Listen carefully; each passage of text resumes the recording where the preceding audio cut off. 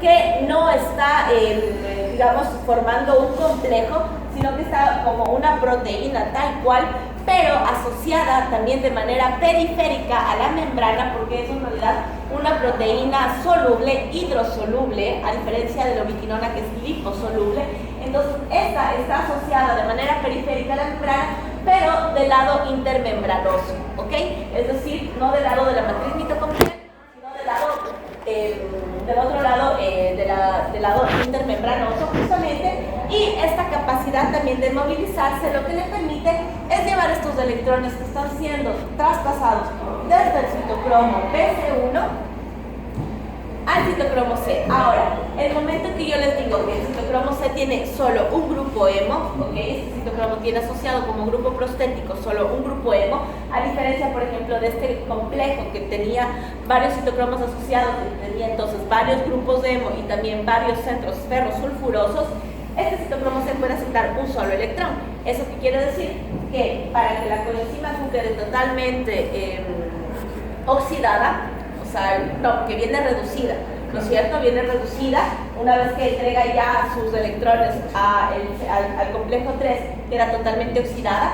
Entonces estos dos electrones van a tener que reducir dos citocromos C, ¿ok? Entonces dos moléculas de citocromo C van a venir justamente a través de su ion ferro y ferroso, justamente a aceptar estos electrones para transferirlos al siguiente complejo. ¿Ok? Entonces recordemos justamente que tanto coenzima Q como el citocromo C son estructuras que no están formando complejos, que también hacen parte, pero de esta cadena de transporte de electrones, y que pueden difundir fácilmente, en el caso de la coenzima Q, a través de la membrana fosfolipídica, y en el caso del citocromo C también, pero a nivel de matriz mitocondrial, espacio intermembranoso, puede movilizarse para transportar justamente estos electrones de un lado al otro. Por ejemplo, no entremos muchísimo en detalle, pero la coenzima Q, por esta capacidad de ser liposoluble también y de ser una molécula muy pequeña, incluso entra en el interior, literalmente, valga la redundancia, de este complejo 3, que está formado entonces por diferentes subunidades que generan una especie de cápsula en el interior con diferentes receptores de esta coenzima Q en sus estados oxidado y reducido.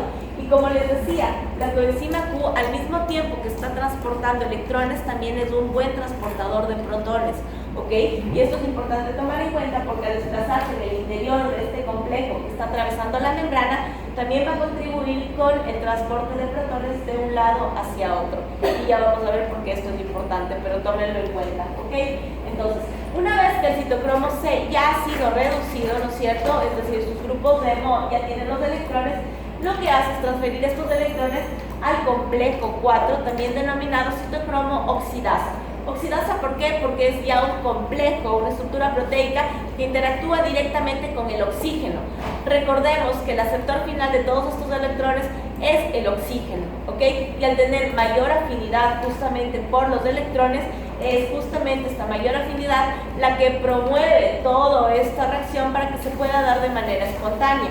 Es lo que en realidad va a estimular o va a generar esta fuerza para que justamente se pueda dar en un sentido vectorial, digamos, este flujo de electrones, ¿ok? Entonces, el complejo 4 es un complejo un poco particular en cuanto a su estructura por la presencia de un átomo de cobre, o sea, en realidad de dos átomos de cobre, ¿ok? Que van a estar asociados. Entonces, estos átomos de cobre, ¿cómo se asocian en las proteínas? Al igual que el hierro, es con estos átomos de azufre, de las cisteínas, generando entonces, en vez de centros ferrosulfurosos, entonces que crean centros con un cobre asociado al azufre, ¿ok? Entonces, la importancia de la presencia de estos átomos de cobre en este citocromo oxidasa es que justamente son los que van a permitir tener esta interacción directa con el oxígeno para poder reducirlo generando agua. Entonces, estos citocromos, en esta molécula nosotros vamos a tener también diferentes centros prostéticos. Por una parte son estos centros de cobre asociado al azufre, por otra parte vamos a tener también citocromos con sus respectivos grupos hemo, ¿no es cierto?, a través de los cuales nosotros vamos a tener la transferencia. Entonces, para decirles más o menos, tenemos un centro binuclear con un primer átomo de cobre que se denomina QA, o sea, QA, CUA, en realidad, que lo va a transferir a otro hemo que se denomina hemo A. Entonces, como les decía, el hemo A es en función justamente del citocromo, o sea, de cómo está asociado este hemo al resto de la molécula, ¿no es cierto?, el tipo de interacción que tenga, y en función de eso, la capacidad que tenga de absorción de longitud de onda. Bueno, pero eso es simplemente en función de la clasificación del citocromo. Y este citocromo A lo que hace es transferir a otro centro binuclear que también está constituido por otro grupo hemo y por otro centro que contiene también un cobre unido a un azufre. Y este hemo, que se denomina hemo A3, es el que está uniendo directamente o está asociado directamente con el oxígeno. ¿Ok? Entonces, si ustedes se dan cuenta, en esta transferencia, todos estos grupos prostéticos lo que pueden hacer es ir aceptando de electrón en electrón. Entonces, lo que van a hacer en una primera instancia es generar, obviamente, la transferencia de un electrón al oxígeno, generando un radical superóxido. Entonces, lo importante es, como les decía, que a través de la utilización de estos complejos, estos productos no van a ser liberados hasta que el siguiente electrón proveniente también del otro citocromo C pase a través de esta misma cadena, en esta misma secuencia, y llegue entonces al oxígeno para producir el agua. ¿Ok? Me preguntan de dónde provienen entonces los hidrógenos. Si no me lo preguntan, se los pregunto yo. Estos hidrógenos van a provenir de la matriz mitocondrial, es decir, al mismo tiempo que se transporta un electrón, este complejo roba, entre comillas, o toma un protón de la matriz para justamente generar estas moléculas de agua, ¿ok? Que se producen entonces como resultado de la reducción del oxígeno gracias a estos electrones que están siendo transportados desde los nutrientes, o sea, desde la glucosa, desde los ácidos grasos, a través de todas estas reacciones de óxido-reducción, y que llegan a esta cadena de transporte de electrones gracias a estos transportadores específicos que pueden justamente generar todas estas reacciones. Ahora, ¿en función de qué? Es importante que tomen en cuenta que esto tiene un orden lógico. Entonces, esto se da en función de qué. ¿Por qué no se pasa, por ejemplo, directamente del complejo 2 al complejo 4? ¿O por qué no es una cadena de electrones que pueda ir en sentido contrario? ¿Ok? Entonces, algunos de los experimentos o de las digamos, protocolos que han permitido poner esto en evidencia son justamente o han llevado a medir los potenciales de reducción de los diferentes complejos que están aquí participando, ¿ok? Ustedes recuerden que el potencial de reducción, me refiero al E sub 0, por lo general cuando es medido en condiciones estándares con un 0 arriba, ¿no es cierto? Recuerden que es una medida de la afinidad que tiene cada par electronegativo, o sea, cada par redox justamente por los electrones, ¿ok? Entonces, lo que se ha podido determinar es que en efecto los primeros pares redox que participan en esta cadena tienen potenciales de reducción inferiores con respecto a los que le siguen, ¿ok? Entonces eso determina que el flujo tenga una secuencia lógica, va justamente en un orden ascendente de potenciales de reducción de cada uno de los pares redox, ¿ok? Hasta llegar evidentemente al último par redox, que es el oxígeno y el agua, que es el que tiene el mayor potencial de reducción, porque es el que tiene mayor afinidad por estos electrones. ¿Ok? Otra manera de poner en evidencia es justamente generar la reducción de esta cadena de transporte de electrones en ausencia del oxígeno. Si hay ausencia del oxígeno, ¿qué es lo que pasa? Todos quedan reducidos hasta que no hay un aceptor final. El momento en que están todos reducidos y se permite, o se ingresa ya un aceptor final que es del oxígeno, lo que se mide es la velocidad con la que cada uno de estos complejos se oxida. Y evidentemente el que primero se oxida es el que está más próximo del oxígeno, y en ese caso es del complejo 4, y la velocidad que le sigue es la de oxidación del complejo 3, y así, ¿ok? Entonces es otra manera justamente de determinar el orden, o sea, la secuencia en la que justamente se desplazan estos electrones. Es importante también tomar en cuenta que existen inhibidores específicos de algunas de estas etapas. Por ejemplo, existen algunos inhibidores, algunos insecticidas, incluso algunos medicamentos que pueden inhibir, por ejemplo, la transferencia o el funcionamiento de los centros ferrosulfurosos del NADH deshidrogenasa. El momento en que estos centros se ven justamente inhibidos, no pueden actuar transportando los electrones, toda la cadena se ve también inhibida, ¿ok? Y se para el proceso. Y así, perdón, aunque tengan el oxígeno, el momento en que alguno de estos complejos, en alguno de sus puntos, por ejemplo, el complejo 3 también existen algunas moléculas que pueden intervenir actuando con los receptores de la coenzima Q, justamente con estos centros que les decía que tienen estos complejos, estos citocromos de recepción de la coenzima Q específicos en su estado oxidado reducido.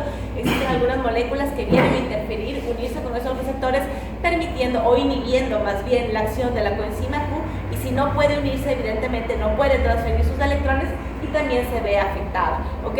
Entonces existen diferentes, incluso el mismo cianuro actúa, o sea, tiene o sea, el potencial que tiene de toxicidad es porque inhibe justamente esta cadena de transporte de electrones, y así tenemos algunos, digamos, algunas sustancias que resultan tóxicas porque actúan al nivel de la cadena de transporte de electrones, inhibiendo evidentemente este proceso y cortando entonces todo la producción o el ciclo de producción de energía del cuerpo, ¿ok? Entonces, esto, por otra parte, es importante tomar en cuenta que justamente a medida en que se van transfiriendo estos electrones, también se da la transferencia de otras sustancias, o sea, de otras moléculas. A medida que los electrones se van justamente transfiriendo, si ustedes recuerdan la fórmula que permite calcular la cantidad de energía libre que se genera en una reacción en función del potencial de reducción de la misma, que era un delta G y es igual a menos el número de electrones transferidos por la constante de Faraday por la diferencia de potencial de luz, o sea, el delta E sub 0, ¿ok? Entonces, ¿eso qué quiere decir? Que si yo tengo, por ejemplo, entre el primer complejo, ¿no es cierto?, y la coenzima Q, un potencial de reducción, ¿no es cierto?, que es el del aceptor menos el del dador. Si este tiene un potencial superior y este tiene un potencial inferior, el valor va a ser negativo, va a ser positivo, ¿ok? Pero si nosotros calculamos esto multiplicado por la constante de Faraday, por el número de electrones y el menos, evidentemente el delta G va a ser un delta G bastante negativo, o sea, va a ser un delta G grande y bastante negativo. Con decirles que la transferencia de electrones desde el NADH hacia el oxígeno es una reacción altamente exergónica que genera aproximadamente una cantidad de energía de menos 220 kJ por mol más o menos, ¿ok? Y esta reacción altamente exergónica lo que permite es generar un tipo de energía que va a ser utilizada ¿para qué? La mayoría de energía utilizada o generada por este flujo de electrones lo que permite es generar al mismo tiempo un bombeo de protones desde la matriz mitocondrial hacia el espacio intermembranoso, ¿ok? Tomemos en cuenta que la matriz mitocondrial a nivel de la membrana va a tener una carga negativa, ¿ok? Y a nivel de espacio intermembranoso vamos a tener una carga positiva. ¿Eso qué quiere decir? Que el momento en que yo estoy bombeando protones desde la matriz hacia el espacio intermembranoso, lo estoy haciendo en contra de dos gradientes. Por una parte, es un gradiente eléctrico. ¿Por qué? Porque estoy enviando a un digamos, compartimento donde ya tengo una sobrecarga de elementos positivos, digamos así, ¿ok? Sigo mandando protones y no hay en contraposición ningún contraión enviado justamente a matriz para compensar esta carga. No hay ese transporte, o sea, ese cotransporte. Simplemente estoy enviando y estoy sobrecargando con estas cargas positivas mi espacio intermembranoso. Gracias, justamente como es un flujo en contra de un gradiente, es una reacción altamente endergónica. Y esta energía es tomada justamente del flujo de electrones, que es más bien una reacción ampliamente exergónica, es decir, que está liberando energía. Por otra parte, entonces, eso se genera como gradiente eléctrico, pero también estamos generando una diferencia importante en cuanto al gradiente químico, ¿ok? Porque nosotros vamos a tener, en el mismo sentido, una sobrecarga de protones, entonces, a nivel justamente del espacio intermembranoso. ¿Y esto qué genera? No estamos enviando cualquier tipo de ion, estamos enviando protones, y los protones están asociados ¿con qué? Yo debo decir en coro. Los protones siempre son especies que están asociadas, recuerden, con el pH. Entonces nosotros estamos aquí generando también una modificación del pH, y estos cambios de gradiente justamente son lo que van a constituir la reserva energética Es decir, es la forma de mantener la energía que se está justamente consiguiendo gracias al flujo de electrones. ¿Por qué? Porque en caso de que no hubiera un acoplamiento justamente, o estos mecanismos de acoplamiento con la formación de estos gradientes de concentración diferentes, esta energía justamente producida por el flujo de electrones se disiparía, es decir, se perdería de manera de calor. ¿Por qué se perdería? Porque en realidad se formaría calor, sí, o sea, se generaría calor, y nosotros ya sabemos que nosotros no utilizamos como para generar trabajo biológico, el calor no nos sirve.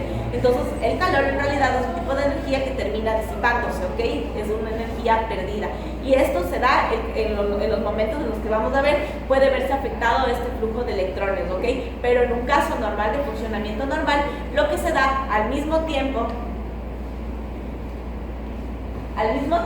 perdón que tome agua, chicos, mientras les doy, lo que pasa es que si no pierdo la voz o me pongo a toser, estoy medio enfermo ya.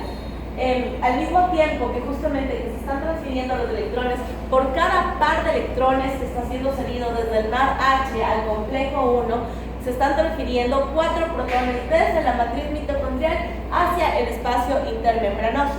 A nivel del complejo 3 se da exactamente lo mismo.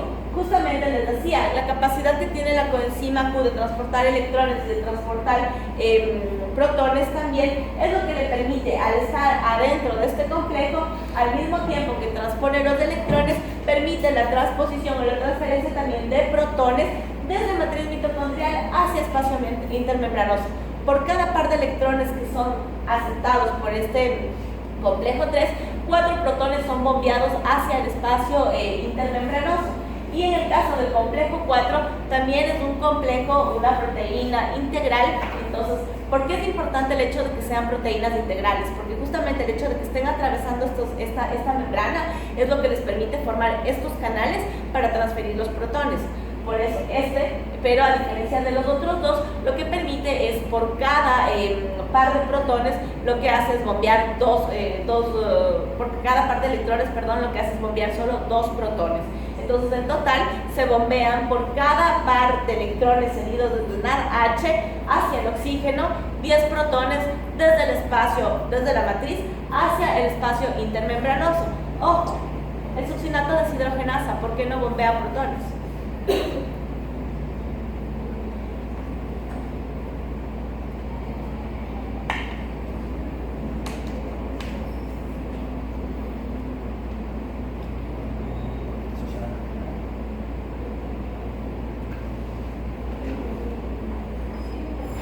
Porque no es una proteína integral, es una proteína que está asociada de manera periférica a la membrana, pero en el lado interno, ¿ok? No puede formar ningún canal, entonces evidentemente no va a permitir ningún paso de protón porque no atraviesa la membrana, ¿ok? Los otros complejos sí. Entonces eso es importante porque justamente al generar a esta diferencia de gradientes es inherente una fuerza.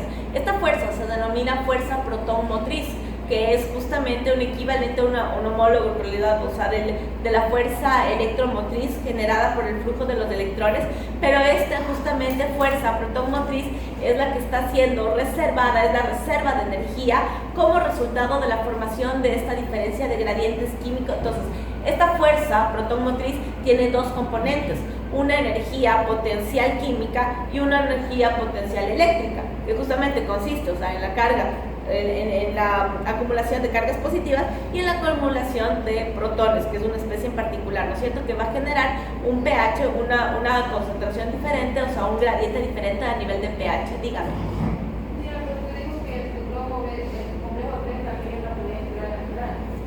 No le entendí, perdón, dígame. Por eso, el complejo 3 se transfiere 4 protones. ¿Qué pasa?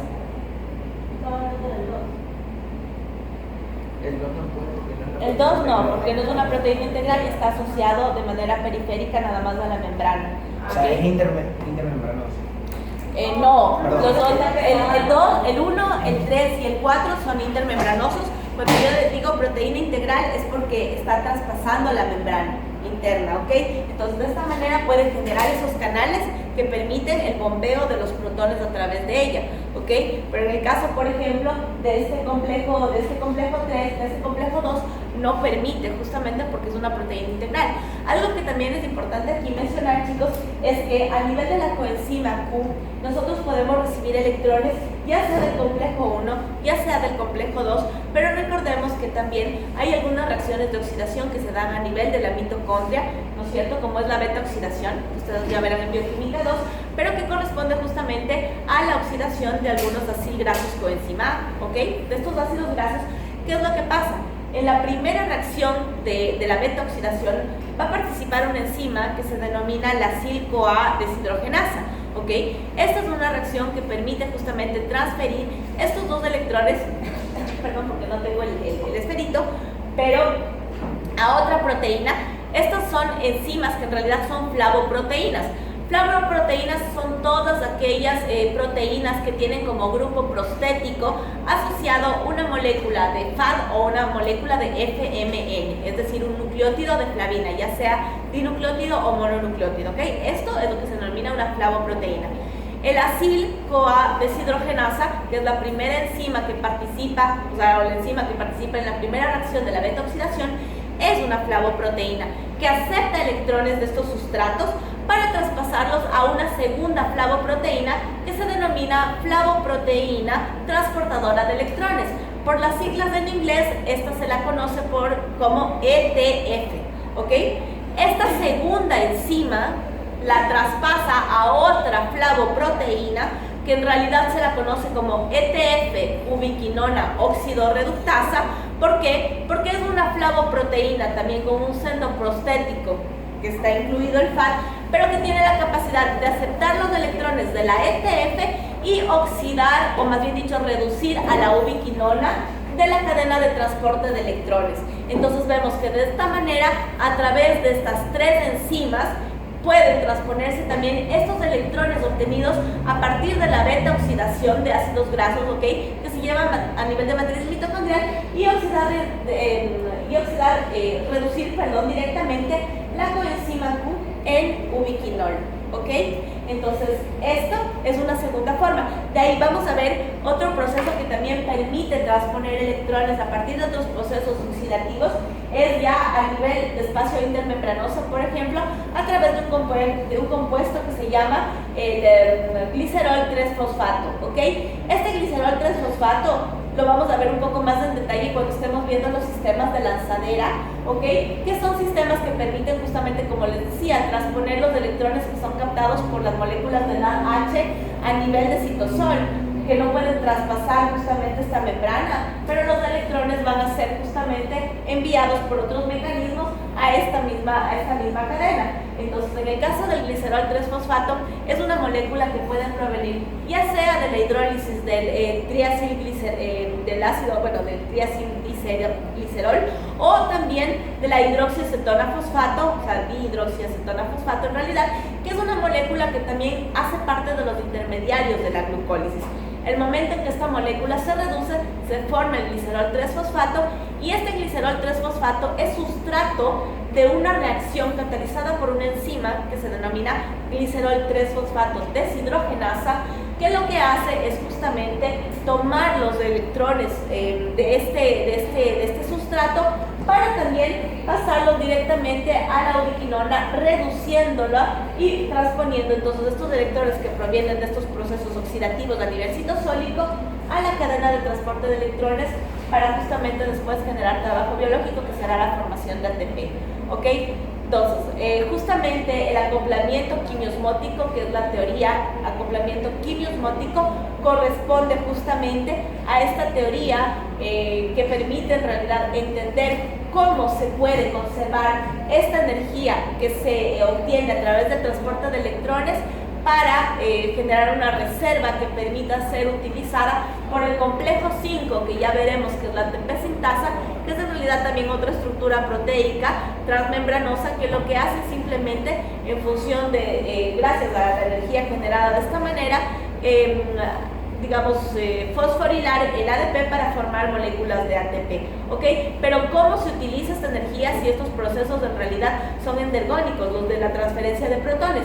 Porque el momento en que los protones regresen a la matriz mitocondrial, entonces vamos a tener en realidad que se va a dar un flujo a favor de los gradientes eléctricos y químicos, y estos van a ser reacciones, por lo tanto, exergónicas, que van a permitir liberar toda esta fuerza protón motriz, ¿ok? Que es la fuerza que se generó la reserva a partir del flujo de electrones.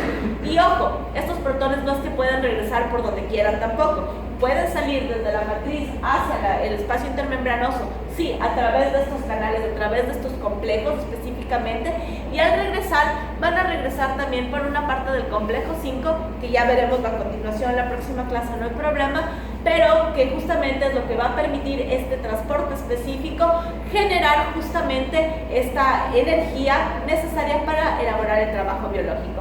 Hasta aquí, ¿preguntas, chicos? Dígame. Este proceso para hacer lo que es la conversión de ATP para el ciclo de Krebs, porque estamos... No. Para el ciclo de Krebs el combustible es el acetilcoenzima A. El acetilcoenzima A es un tioéster, entonces ya eso hace que sea una proteína altamente energética que desencadena toda la serie de siguientes reacciones, ¿ok?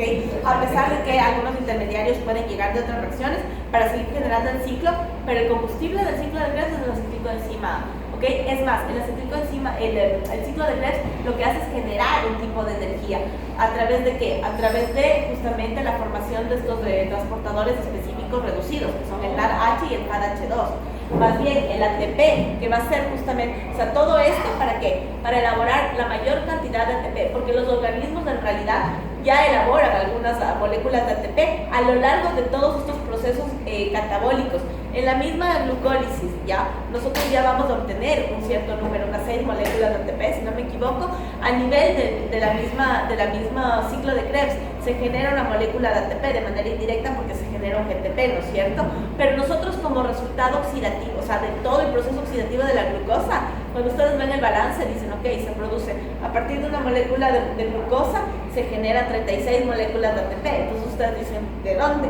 ¿Pero por qué? Porque el proceso oxidativo de la glucosa concluye con la fosforilación oxidativa, ¿ok? Entonces ese ATP, en realidad, que se está formando, es lo que va a ser necesario ya para todo el resto de reacciones que nosotros necesitamos ya para un funcionamiento fisiológico normal. Va a ayudar a formar ATP. Exacto. Ahora, en el caso que nosotros tenemos exceso de ATP, ¿cómo se bloquearía esta cadena para dejar de producir innecesariamente? Ok, justamente por eso vimos justamente que a nivel ya del mismo ciclo de Krebs existen controles, y vimos que hay diferentes tipos de modulación alostérica a través de asociaciones covalentes. ¿Y cuáles son los moduladores alostéricos? Altas concentraciones de ATP, altas concentraciones de NADH, altas concentraciones de acetilcoenzima A, todas estas moléculas que son sinónimo de altos contenidos energéticos. Cuando nosotros tenemos reserva, no esperamos a eliminar esto o a justamente... Pero eso ya no evidentemente. Claro, o sea, lo que pasa es que el momento en que nosotros inhibimos ciclo de Krebs ya no tenemos transportadores de electrones, esto se ve automáticamente inhibido. Entonces, evidentemente, no espero llegar hasta aquí para empezar a formar un stock de todos los, una reserva de todas estas moléculas, sino que yo detengo antes mis ciclos para no desgastarme. ¿Me explico? Bien o mal, o sea, a nivel de ciclo de Krebs tenemos cuatro reacciones de las 8 que son oxidativas, por lo tanto son exergónicas, pero también hay reacciones endergónicas que necesitan energía. Entonces no se puede desgastar si yo tengo suficiente energía en stock y no estoy utilizando. Entonces hay procesos de regulación, y evidentemente a este nivel también, a nivel de las mismas enzimas. Como les dije, todas las enzimas van a tener su modulación, o sea, ya sea alostérica o a través de asociaciones covalentes con otras. ¿Y cuáles son los moduladores? Justamente las altas concentraciones de ciertas sustancias, y por lo general aquí altas concentraciones de ATP. Ya vamos a ver a la misma ATP sintasa, que es el complejo 5 en realidad, que se encarga de generar ya la reacción de enlace del ADP con el fósforo inorgánico, también va a ser regulado. Y nosotros vamos a ver, por ejemplo, que el ATP, incluso la membrana interna, es impermeable al ATP y al ADP. O sea, tiene que haber un transportador específico que hace que se bombee al mismo tiempo que sale ATP, ADP. Es decir, que si yo no bombeo hacia afuera ATP porque no se está formando, el ADP tampoco va a ingresar, ¿me explico? O sea, tenemos algunos moduladores en realidad que permiten controlar, y todos a nivel enzimático. Entonces, lo que se inhibe aquí, por eso es importante entender el funcionamiento de las enzimas, porque se inhiben las enzimas, o por eso también es importante entender el hecho de tener, o sea, estas enzimas estructuradas correctamente. Y esto, evidentemente, por eso insisto, o sea, algún daño a nivel molecular de estas estructuras puede implicar, o sea, el stop, o sea, el freno de todos estos procesos que evidentemente pueden llevar hasta la muerte, ¿me explico? Entonces, algún error, o sea, o algún proceso degenerativo o alguna situación ya congénita, algo que hace que algún gen que está justamente silenciado se exprese en algún momento determinado de la vida por situaciones del entorno, o sea, tipos de vida o lo que sea, tal, o sea, ahí me genera una proteína mutada que no va a tener su rol específico, una enzima que no tiene su rol, no me cataliza la reacción se ve inhibida. ¿Me explico? Ok. Chicos, me detengo aquí porque hasta aquí tienen la prueba la próxima semana, ¿ok? Entonces, de todo lo que hemos visto desde que empezamos el ciclo de Krebs, y ya la próxima semana nos vemos con ustedes el día miércoles a las 5, el día jueves a la 1:30 y el día viernes a la 1. Las personas que no pueden el miércoles a las 5 pueden el día... el viernes. Una pregunta, las personas que no pueden el jueves a las 5 tal vez tienen tiempo de venir ese mismo día, el miércoles, pero en la mañana a las 11. No, yo tengo claro. Sí. Verán, las personas que no pueden venir el miércoles a las 5, vengan el miércoles a las 11, ¿ya? Porque voy a dar la misma clase. ¿Quiénes no pueden venir? Levanten la mano las personas que no pueden venir ni el miércoles a las 5 ni el miércoles a las 11. En ninguno de los dos horarios pueden. Yo puedo a las 5. Ya, entonces sí. No, entonces no levanten la mano. ¿Cuánto sería la duración de la clase? ¿Perdón? ¿Cuánto sería la duración de la clase? Hora y media máximo, o sea, 2 horas, pero hora y media. Si quieres que lo traten bonito, Creo que se lo puedo. O sea, lo que pasa es que ya luego de la hora y media yo ya me doy cuenta. No, es que esto ya ha sido automático. Luego de la hora y media me empiezo a perder. Entonces, como que ya por eso, no, en serio, es automático. No solo son ustedes en general, en serio. Entonces, bueno, pero yo me doy cuenta a partir de la hora y media, digámoslo así. Pero gracias, chicos.